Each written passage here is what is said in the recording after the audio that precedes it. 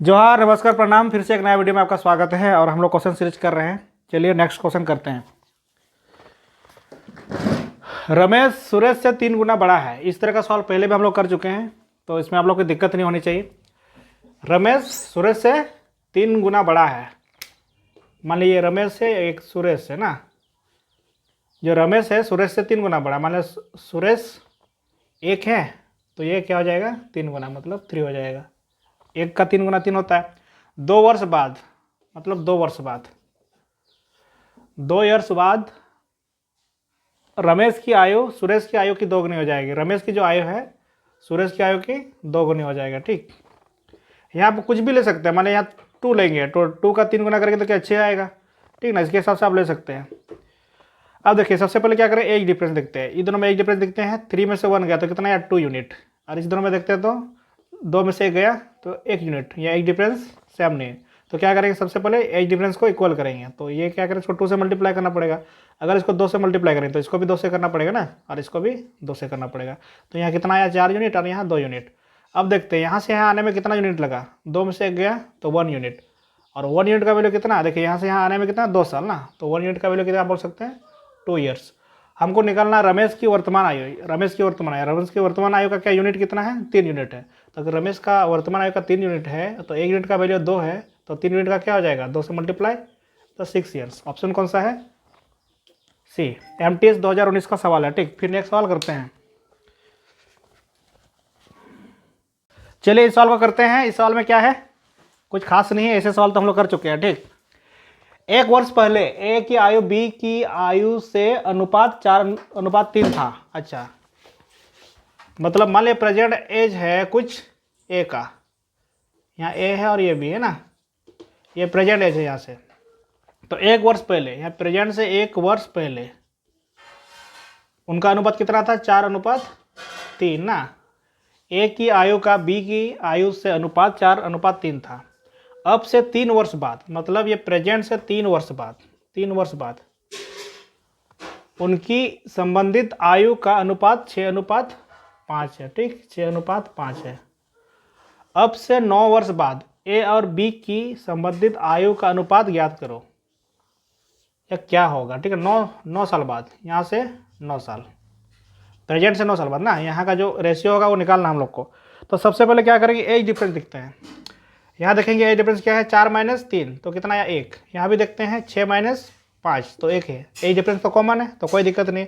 तब यहाँ देखते हैं, यहाँ से यहाँ आने में कितना यूनिट लगा, 5 में से 3 गया तो क्या, 2 यूनिट। और यहाँ देखते हैं इधर से यहाँ तक आने में, यहाँ 1 साल हो गया और यहाँ 3 साल, मतलब 4 साल ना। यहाँ से यहाँ आने में कितना साल लगा, 4 साल, मतलब 2 यूनिट का वैल्यू कितना है, 4 साल के बराबर है, 4 ईयर्स। तो 1 यूनिट का वैल्यू कितना आएगा, 2 ईयर्स। हम लोग को निकालना है 9 वर्ष बाद ना, तो सबसे पहले इनका एज निकालते हैं यहाँ पे। तो अगर मान लिया 1 यूनिट का वैल्यू 2 साल है तो 6 यूनिट का वैल्यू कितना हो जाएगा, 6 × 2 मतलब 12 साल ना। और यहाँ इसका देखते हैं तो 5 × 2 10 ईयर्स। हमको तो निकालना है 9 साल बाद। यहाँ से यहाँ 3 साल हो चुका है तो यहाँ कितना साल बचा हुआ है, और 6 साल। तो इसका मतलब इसमें 6 साल को ऐड करेंगे, 12 साल यहाँ हुआ है तो 6 साल ऐड करेंगे तो कितना, 18 साल। और यहाँ भी, यहाँ तक 3 साल है टोटल, यहाँ से 9 साल है ना। 9 साल में 3 साल हो चुका है, 6 साल बचा है। तो अगर यहाँ 10 में से 6 साल को ऐड करेंगे तो कितना आ गया, 16। तो इसको काटेंगे तो 2 9 18 और 2 8 16 तो कितना होगा, 9:8। अच्छा, ये मैंने नहीं दिया था ऑप्शन यहाँ दिया हुआ। ये आपका सवाल है, ये सवाल है एसएससी सीजीएल 2019 का सवाल है, टियर 2 का सीजीएल 2019 का सवाल है। ऑप्शन मैंने नहीं दिया था। मान ली ए ऑप्शन में है यहाँ पे 7:6, बी में था ऑप्शन आपका 10:9, सी में था 9:8 और डी में था 8:7। ठीक, तो ये इसका ये है आंसर हो जाएगा। ठीक, फिर नेक्स्ट सवाल करते हैं। चलिए सवाल को करते हैं, और ये शायद इस चैप्टर का हम लोग का लास्ट सवाल, सेकेंड लास्ट सवाल है। और एक सवाल इसके बाद खत्म हो गया। सब जितना टाइप का सवाल था सब हम लोग कर चुके हैं। सवाल में क्या है, 5 वर्ष पहले ए की आयु बी की आयु का अनुपात 4:5 था। ये ए है और ये बी है। ये मान लिया प्रेजेंट है, तो 5 वर्ष पहले, ये 5 वर्ष पहले हो गया। ठीक, ए की आयु बी की आयु का 4:5 था। 5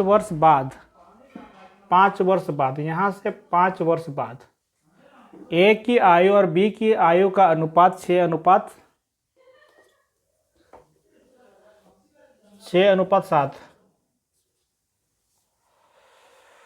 होगा यदि वर्तमान में सी बी से 10 वर्ष छोटा है। सी जो है बी से 10 वर्ष छोटा है तो ए की वर्तमान आयु और सी की वर्तमान आयु का अनुपात क्या होगा? ए के अनुपात और सी के अनुपात ना, ये निकालना है।